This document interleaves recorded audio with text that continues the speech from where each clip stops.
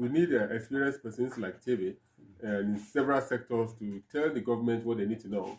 I think what Tebe is saying is first-hand because he's a farmer, and if the government is listening, he has given us a first-hand information about the quality of fertilizer. I remember when President Muhammadu Buhari had an agreement with the Moroccans, in Morocco government for establishment of a fertilizer plant.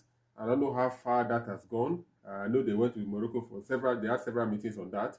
And I think if that fertilizer plant comes on stream, it will help in us getting fertilizers that are not expired or they are not weak in performance. Beyond that, I mean, on the custom excise-free duty, let me narrate a very bitter experience.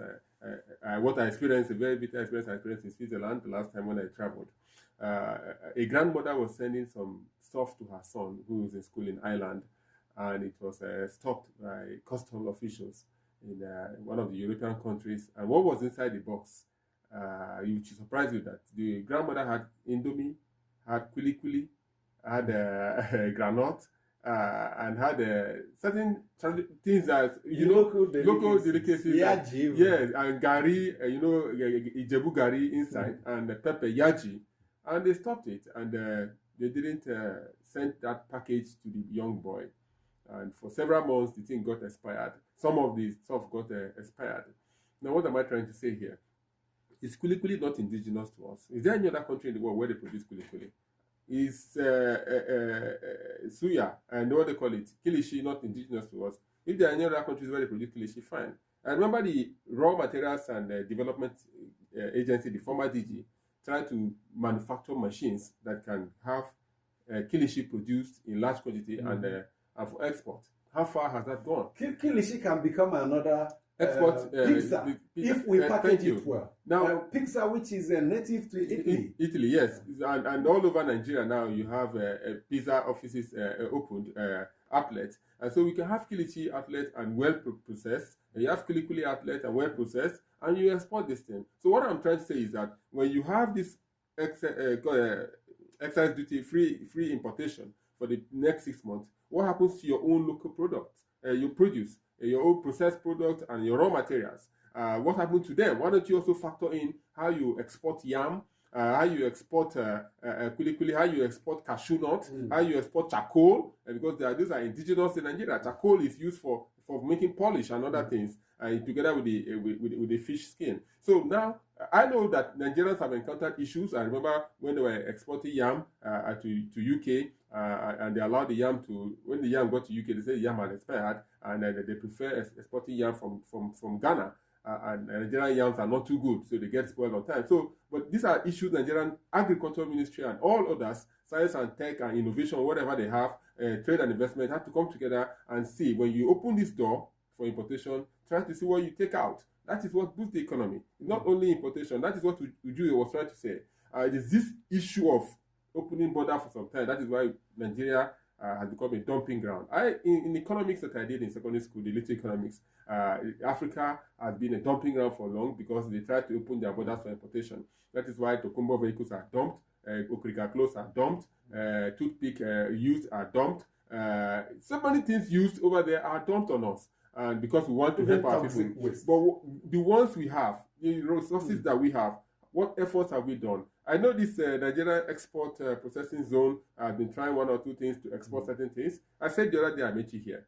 We have abundance of entertainment talent. We have abundance of skit makers, creators, talents. And that's the one we have successfully exported. Yes. How far are we exporting them? So now you ask yourself, what role has the government played in the only thing we export across the world? If you go to any country of the world, enter public transport, you hear Rema, you hear Kizania. I was in a Nigerian skit maker. Yeah, in one of the European countries. I was hearing a star. So was playing. If we can export that, you have mentioned all the things we can export in great quantity. Even in Israel, when pilgrims go for Christian pilgrimage in Jerusalem, they besiege them and see whether they come with their local Aboniki and bitter colas. We have a lot to export because we are lazy. All the containers that if the shiploads of containers come with rice, they leave our ports empty. They are leaving empty not because we don't have anything to put down and share with the rest of the world, But because we are lazy, we have become so lazy, and we are waiting for the federal government to spoon feed us. Why our present system is not working is illustrated in this distribution of rice. The president, with all the good intentions, will say, each state get this. When it distributes, what happens? That's stolen. Yeah. They're diverted. Mhm. So it tells you that you cannot administer Nigeria from Abuja.